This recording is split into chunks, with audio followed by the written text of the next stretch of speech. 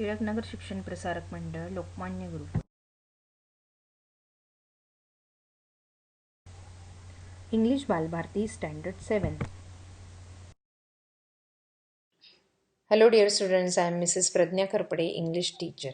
Today we are going to start Unit 3, Lesson number 3.3, A Crow in the House, written by Ruskin Bond. Ruskin Bond is an Indian author of a British descent. He lives with his adopted family in Landor, Missouri, in India. He was born in 19 May 1934.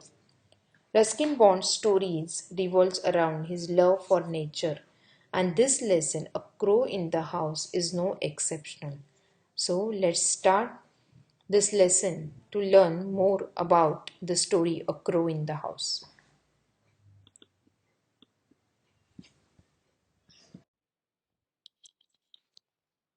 Children, in my last video, we have learned about the Caesar's behavior.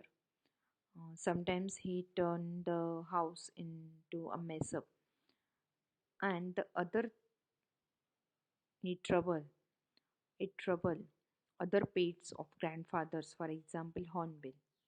The same Caesar is shown to be a warm and loving to the writer, and it shows his happiness whenever the writer returned from school. However, it does not extend his warmth and friendship relation with the guests such as Aunt Mabel's. But whenever he tried to show his attraction towards the Aunt Mabel's spectacles, to snatch and pull it. That's why all the family members were very tired about his behavior. He had restricted his activity to our own house. It would not have been so bad, but he took a visiting neighboring house and stealing pens, pencils, hair ribbon, comb, keys, shuttlecocks, toothbrushes, and false teeth. He was fascinated to pick up from the neighboring house all these things. He was specially fond of toothbrushes and made a collection of them on top of the cupboard in my room. So, in the writer's room, the crow pick up toothbrushes and all these things like hair ribbons, combs, keys, shuttlecock, toothbrushes, everything from the neighboring house.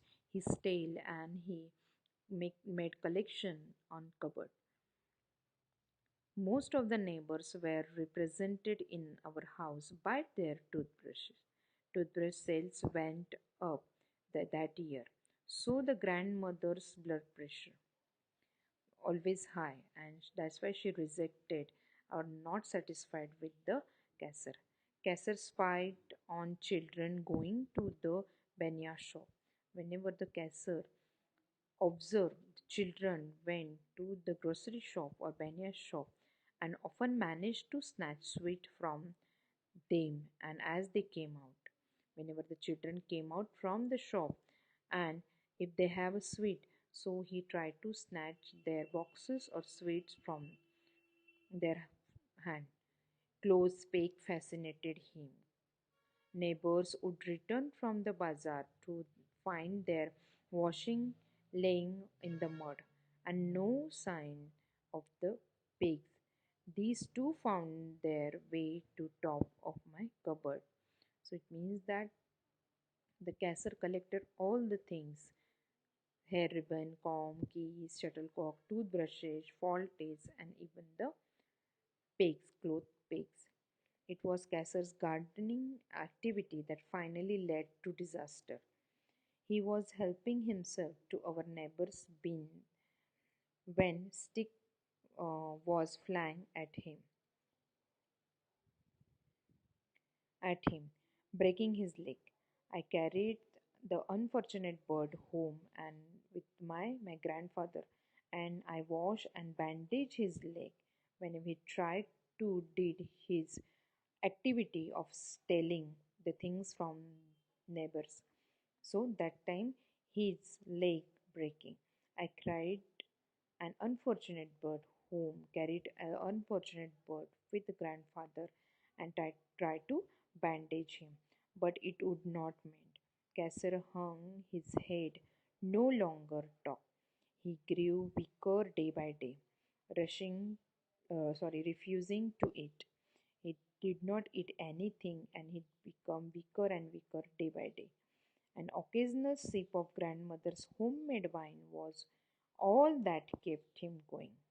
He was refused to his favorite food of grandmother's homemade palm wine. One morning I found him dead on the sofa, his legs stiff in the air.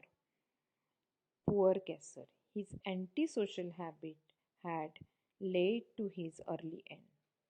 After that, grandfather and the narrator dug a shallow grave in the garden and buried him there, along with all the toothbrushes, cloth pegs, whichever he gathered or made collection on cupboard.